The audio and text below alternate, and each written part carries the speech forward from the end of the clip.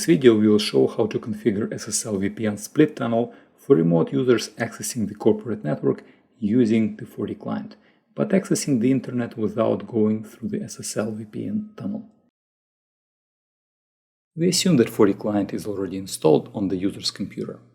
We will create a user entry for the remote user and add the user to the group. Next, we will configure VPN portal.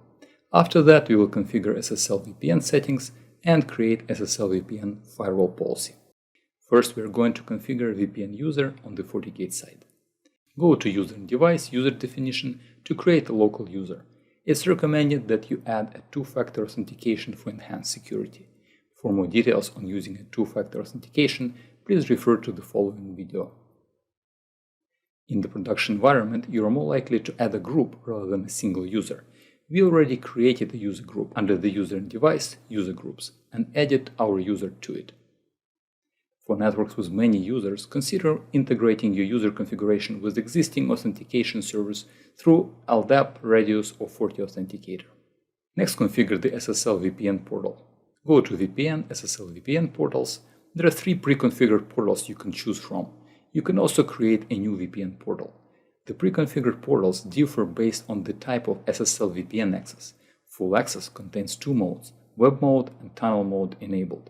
Tunnel access means that web mode is disabled and the tunnel mode is enabled. Web mode has web mode enabled and tunnel mode disabled.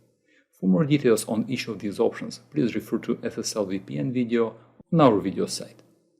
We will choose the tunnel access. By default, split tunneling is enabled based on policy destination. Next, configure the SSL VPN settings. For listening on the interfaces, select the internet-facing interface of the FortiGate. Set the listening port based on your settings. Notice that the IP address here is showing the internal IP address of the internet-facing interface. The remote user will actually be using an external IP mapped to this one. Choose a certificate for the server certificate. The default is Fortinet Factory. It's highly recommended that you purchase a server certificate from a trusted CA to allow remote users to connect to SSL VPN with confidence. Specify the mode for assigning client settings. In Authentication Portal Mapping, set the portal to the portal you created earlier. By default, all users and user groups will see the same portal. Configure SSL VPN firewall policy.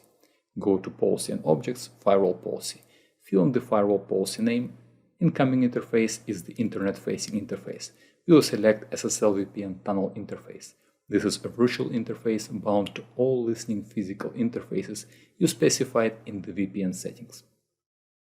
Choose the outgoing internet-facing interface. Set the source.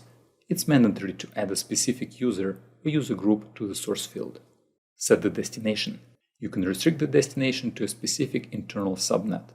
Set schedule to always service to all and action to accept. Enable antivirus, web filter, and IPS profiles to protect VPN traffic. Fill out the rest of the settings as needed. Enable this policy and click OK.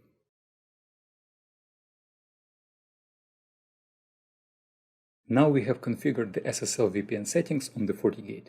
Before we show the remote user connection, let's show how to configure remote user VPN settings in the EMS profile. Go to the Endpoint Profiles, select Remote Access, edit an existing profile or add a new profile. Go to VPN Tunnel section and choose Add Tunnel. Provide a name and settings for the VPN tunnel, and save the changes. EMS will apply this profile to the FortiClient group you created. Now that we have added SSL VPN settings to the EMS profile, let's go to the endpoint. The profile change will be detected on the FortiClient side.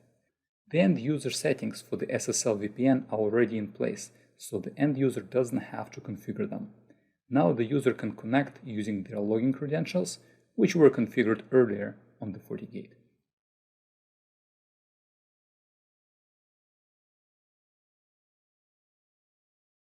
Check the SSL VPN monitor under Dashboard Network. Here we can see our active SSL VPN user. And this concludes our video. Thank you for watching. For more videos, please go to the video.fortinet.com.